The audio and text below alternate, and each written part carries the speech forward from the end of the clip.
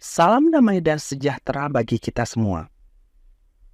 Seperti yang kita ketahui bersama, sebuah tragedi kemanusiaan terjadi pada tanggal 7 Oktober 2023 yang lalu, di mana ribuan teroris Hamas dari jalur Gaza menerobos ke wilayah Israel dan melakukan pembantaian terhadap warga sipil Israel. Lebih dari 1.400 orang warga sipil, termasuk wanita, anak-anak, dan kaum lanjut usia, menjadi korban kebiadaban teroris Hamas yang terekam dengan begitu jelas dalam banyak video. Selanjutnya, seperti yang sudah diduga banyak orang, serangan biadab ini ditanggapi dengan pembalasan dari pihak tentara Israel yang tidak kalah brutalnya, sehingga menyebabkan jatuhnya korban tewas ribuan orang. Mengingat kompleksnya situasi konflik tersebut di Timur Tengah, potensi meluasnya konflik sepertinya sulit untuk dihindarkan. Aneh tapi nyata, meski kebiadaban teroris Hamas begitu jelas terekam video, tapi narasi mainstream umumnya mendukung tindakan Hamas, bahkan sebelum terjadi pembalasan brutal dari Israel.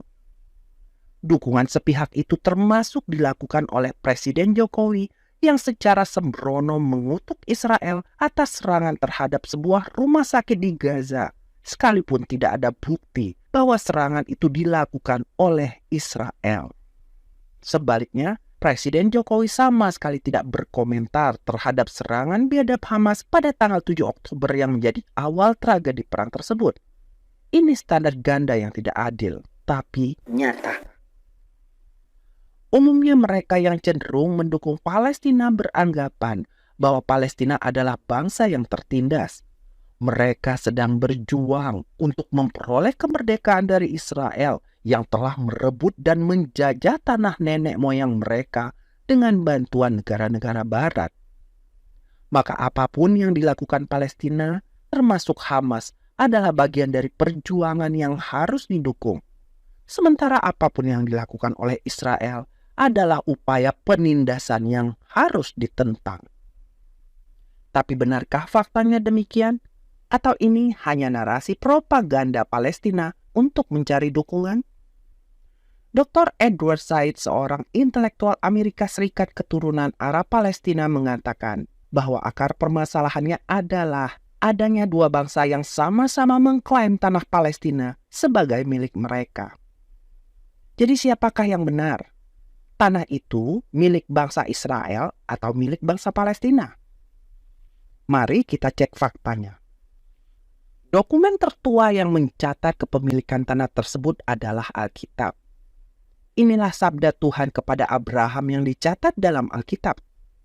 Kepadamu dan kepada keturunanmu akan kuberikan negeri ini yang kau diami sebagai orang asing, yakni seluruh tanah Kanaan akan kuberikan menjadi milikmu untuk selama-lamanya, dan aku akan menjadi Allah mereka. Kejadian bab 17 ayat 8. Berdasarkan Alkitab, Tuhan Sang Pencipta dan Pemilik alam semesta telah memberikan tanah Kanaan, yaitu tanah Palestina sekarang, kepada Abraham dan seluruh keturunannya untuk selama-lamanya. Sementara itu Alkitab juga menjelaskan bahwa yang dimaksudkan dengan keturunan Abraham adalah yang berasal dari Ishak dan Yakub, yang tidak lain adalah bangsa Israel sekarang ini. Pernyataan Alkitab ini membuat bangsa Israel atau Yahudi menjadi pemilik sah dan sekaligus penduduk asli dari tanah tersebut untuk selama-lamanya. Status kepemilikan yang bersifat kekal itu diperkuat bukti Alkitab yang menunjukkan bahwa meskipun berkali-kali bangsa Israel terpaksa meninggalkan tanahnya, hak mereka tidak hilang ketika mereka datang kembali. Dari sudut pandang iman Kristen, hal ini menjadi bukti bahwa Tuhan tidak pernah mengingkari atau menarik kembali janjinya. Misalnya saja ketika Yakub dan keluarganya, yakni seluruh cikal bakal bangsa Israel, harus pergi ke Mesir karena bencana kelaparan. Setelah 400 tahun berada di Mesir dan diperbudak, Tuhan mengutus Musa untuk membawa mereka kembali pada tanah yang sudah dijanjikan kepada Abraham, termasuk dengan cara merebutnya kembali melalui kekerasan.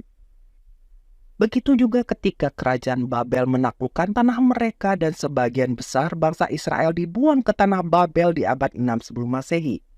Kurang lebih 70 tahun kemudian, dengan pertolongan Raja Koresh atau Sirius dari Persia, bangsa Yahudi kembali ke tanah mereka. Maka ketika di tahun 70 Masehi, Kekaisaran Romawi menghancurkan Yerusalem dan banyak orang-orang Yahudi mengalami diaspora serta hidup tersebar di berbagai negara, mereka tidak pernah kehilangan hak atas tanahnya, sekalipun mereka sudah meninggalkannya selama hampir 2000 tahun.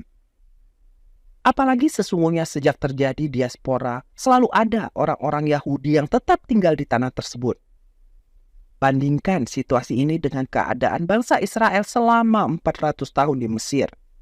Pada saat itu di tanah mereka yang asli tidak ada satupun bangsa Israel yang masih tersisa. Tapi toh hak mereka atas tanah yang sudah dijanjikan Tuhan kepada Bapa Abraham tidak hilang. Kepemilikan bangsa Yahudi atas tanah tersebut juga diperkuat fakta sejarah bahwa di tempat itu pernah didirikan kerajaan Israel dengan raja-rajanya yang terkenal seperti Saul, Daud, Salomo, dan seterusnya. Memang ada banyak bangsa-bangsa lain yang pernah menduduki tanah tersebut seperti bangsa Babel, Yunani, Romawi, Bizantium, Kekhalifahan Islam Umayyah dan Fatimiyah, tentara salib, Kekhalifahan Ottoman Turki, dan terakhir Inggris. Tetapi mereka semua adalah kaum pendatang yang menduduki atau menjajah tanah tersebut selama periode waktu tertentu. Sementara status penduduk asli dan pemilik tanah tersebut tetap ada pada bangsa Israel yang menurut Alkitab telah ditetapkan menjadi pemilik tanah tersebut untuk selama-lamanya.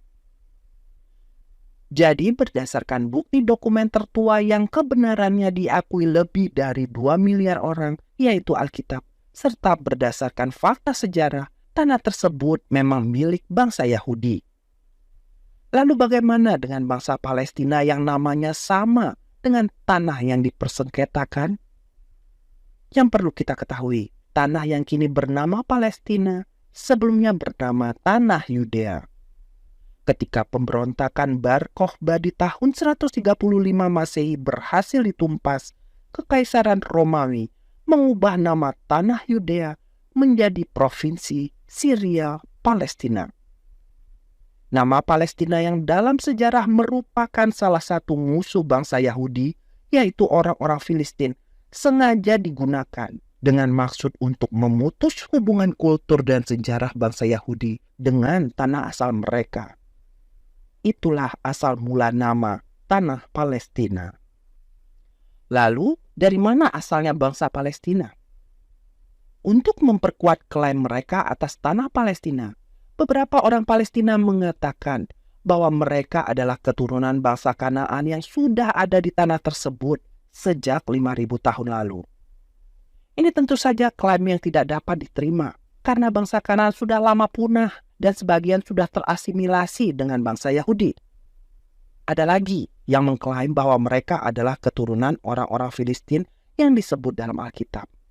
Ini pun klaim yang tidak benar, karena orang-orang Filistin tersebut tidak lain adalah orang-orang Yunani yang menduduki daerah pesisir pantai Yudea. Yang benar, mereka adalah orang-orang Arab yang tinggal di wilayah Palestina. Faktanya, sebelum tahun 1960-an, mereka tidak pernah mengidentifikasi diri mereka sebagai bangsa Palestina, tapi sebagai bangsa Arab. Jadi sebenarnya pada masa itu tidak ada yang namanya bangsa Palestina. Seorang sejarawan asal Libanon bernama Dr. Philip Hitti pada tahun 1946 mengatakan, tidak ada yang namanya bangsa Palestina. Sama sekali tidak ada. Seorang wakil Arab Saudi di PBB pada tahun 1956 mengatakan demikian. Adalah suatu pengetahuan umum bahwa Palestina tidak lebih dari Suriah Selatan. Perdana Menteri Israel Golda Meir juga mengatakan hal senada. Tak ada yang namanya bangsa Palestina. Bukanlah seolah-olah kami datang dan mengusir mereka lalu mengambil alih negeri mereka. Mereka tidak pernah ada. Presiden Suriah Hafez al-Assad dalam nasihatnya kepada Yasser Arafat mengatakan demikian. Jangan pernah lupa hal ini. Tidak ada yang namanya bangsa Palestina. Tidak ada entitas Palestina. Palestina adalah bagian yang tidak terpisahkan dari Suriah. Bahkan dokumen resmi PBB yang mengusulkan pemisahan tanah Palestina di tahun 1947 sama sekali tidak menyebut soal bangsa Palestina. Pemisahan yang dimaksud dalam proposal tersebut adalah satu bagian wilayah Palestina untuk orang-orang Yahudi dan satu bagian lagi untuk orang-orang Arab. Jadi, faktanya memang tidak ada yang namanya bangsa Palestina. Sejarah juga tidak pernah mencatat pernah ada yang namanya kerajaan Palestina ataupun budaya Palestina.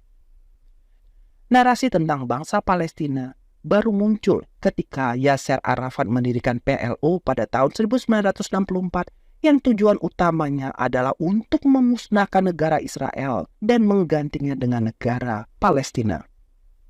Ini bisa dilihat dari logo PLO yang menggambarkan seluruh wilayah Palestina termasuk seluruh negara Israel sebagai peta negara Palestina.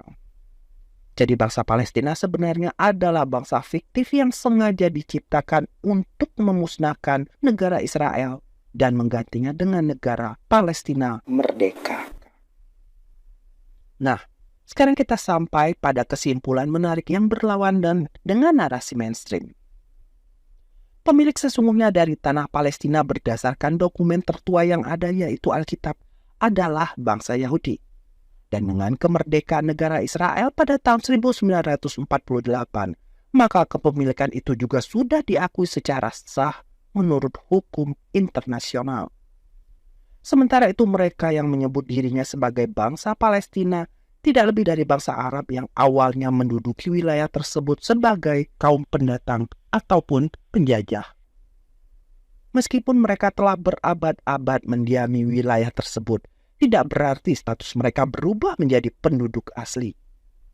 Hal ini sama seperti bangsa Moor yang menjajah semenanjung Iberia selama 8 abad. Mereka tetaplah pendatang yang menjajah tanah orang lain dan akhirnya diusir. Jadi, berdasarkan Undang-Undang Dasar Negara kita yang menyatakan kemerdekaan adalah hak segala bangsa, seharusnya Indonesia mendukung dan mengakui kemerdekaan Israel. Dan sebaliknya, kita tidak perlu fanatik mendukung kemerdekaan bangsa Palestina karena mereka sebenarnya bukan sebuah bangsa dan juga bukan pemilik tanah Palestina yang sah. Mereka tidak lain adalah bangsa Arab pendatang yang dulunya adalah penjajah. Kalau Anda ingin membantah apa yang kami sampaikan, silahkan tulis di bagian komentar dan lengkapi dengan bukti-bukti yang cukup. Terima kasih atas perhatian Anda. Viva Christuri.